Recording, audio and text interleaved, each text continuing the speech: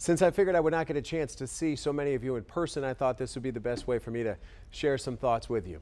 10.5 years ago, on a fall football Friday, I walked through the doors of Broadcast House, surrounded by legends. None bigger than the man literally sitting in my seat when I strolled into the sports office. Bo Schembechler had just finished taping a Big Ten ticket with Don Shane. He stood up, he shook my hand and said, "Hello, young man, welcome to Michigan." I should have taken that encounter for what it was, a perfect momentary synopsis of how incredibly awesome the next decade of my life would be. I met people I never dreamed I would meet. I covered events that sports fans drool over.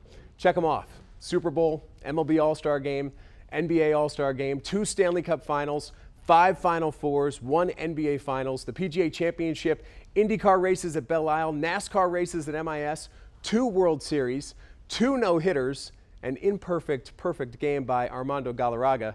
I witnessed the first Triple Crown in baseball history in more than 40 years.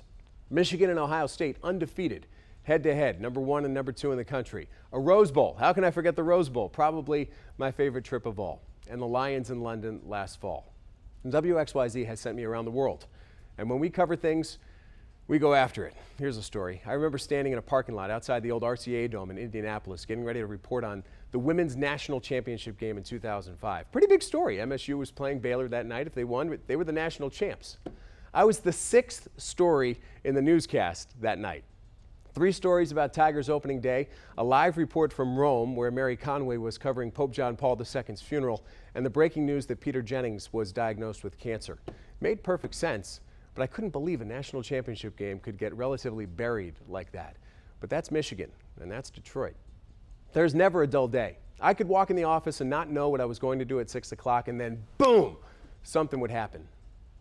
TV is fun and exciting, but it's never more invigorating or rewarding than when something happens and our newsroom just snaps into breaking news mode.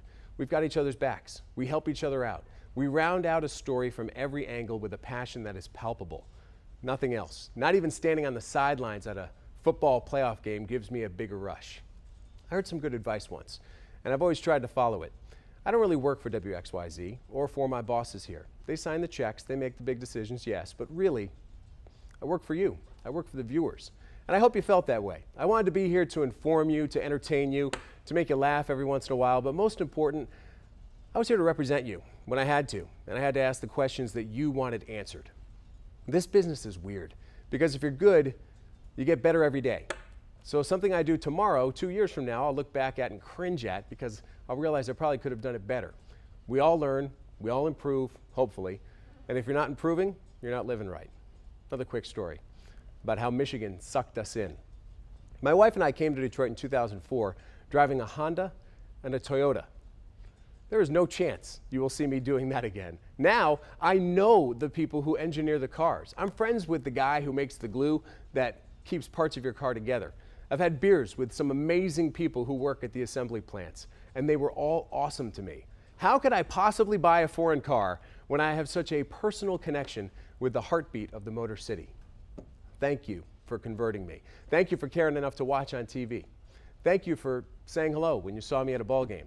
You have given my family an amazing 10.5 years, and we will carry so many of you right here with us forever. Stay in touch. Follow on Twitter and Facebook. And hey, if you're in Boston, give me a shout. Maybe we can grab a drink at Fenway or some seafood at Faneuil Hall. Heck, maybe the Lions and Patriots will play in the Super Bowl someday. Man can dream, right? And I guess that's a good place to end, because I feel like I have lived a dream side by side with you for the last 11 seasons. So thank you for being with me every step of the way, and so long.